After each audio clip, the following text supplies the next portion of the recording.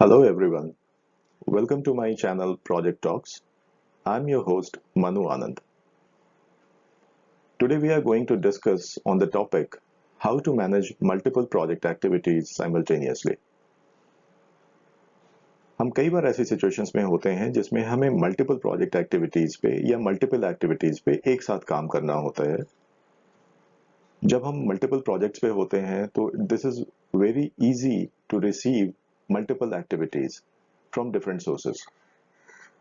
So let's see how we can manage such activities or how we can handle this situation easily. When you receive multiple activities, so this is very easy to get confused. So the first step is do not panic. Stay calm. आप अगर घबरा जाएंगे तो आप चीज़ों को अच्छी तरह प्लान नहीं कर सकेंगे. और जब ये एक्टिविटीज़ आपके पास आई हैं तो आपको इनको कंप्लीट करना है. उन एक्टिविटीज़ को कंप्लीट करने के लिए आपको ठंडे दिमाग से सोचना होगा. My recommendation is to maintain an activities tracker. It could be any Excel sheet or any kind of tracking sheet you must be using.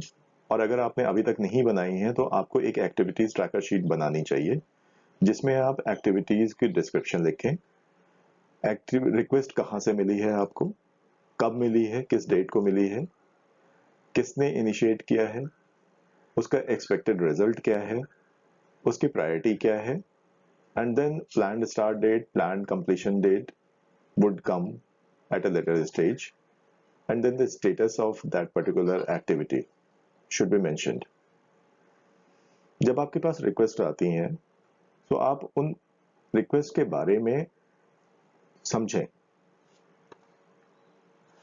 और उसका एक्सपेक्टेड आउटपुट क्या है उसे भी जानें. You should discuss all these details with the requester. वो requester आपके internal management से भी हो सकते हैं या आपके कस्टमर भी हो सकते हैं. So you should contact them and you should understand these details. Details जानने के बाद आपको ये समझना होगा कि इसकी प्रायोरिटी क्या है. रिक्वेस्ट की प्रायोरिटी जाननी भी आपको बहुत ज़रूरी है and you would not assign the priority by your own.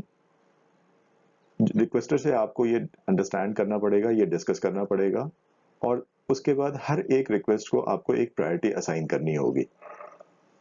Priority assign करनी इसलिए भी ज़रूरी है बिकॉज जब आप मल्टीपल एक्टिविटीज़ को प्लान करते हैं तो you can take up the highest priority in first lot. Because आपके पास ऐसी भी सिचुएशंस आ सकती हैं जिसमें आपके पास सेम प्रायोरिटी पे मल्टीपल एक्टिविटीज हों और सभी ये कह रहे हो कि मुझे ये एक्टिविटीज आज ही असाइन करनी है, आज ही चाहिए, आज ही कंप्लीट होनी चाहिए ये activities.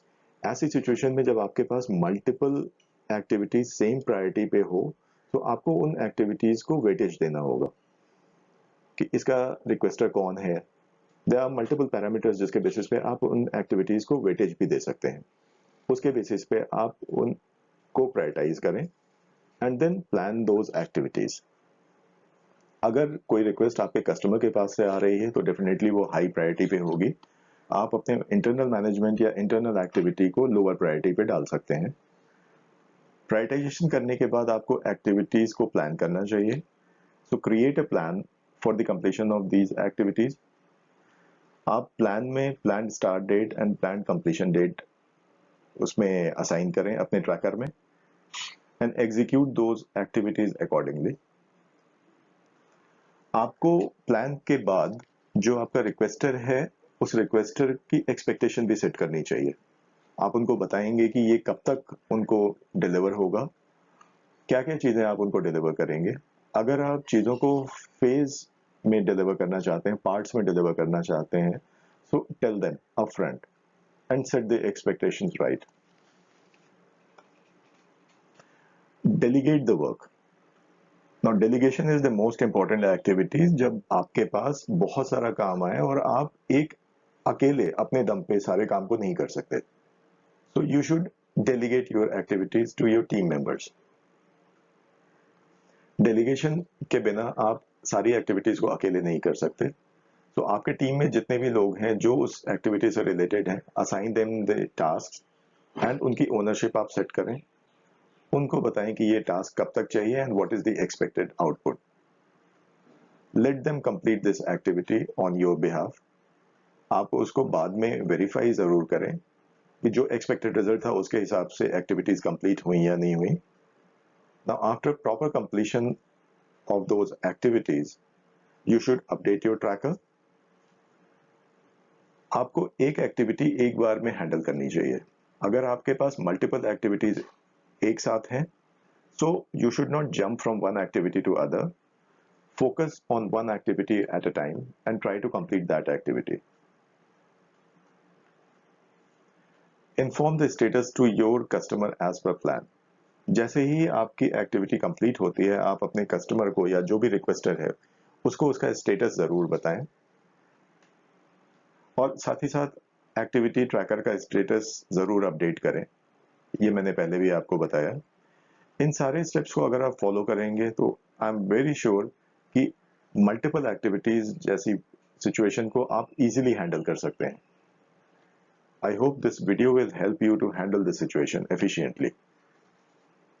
So that's all for this particular topic. अगले वीडियो में हम फिर मिलेंगे।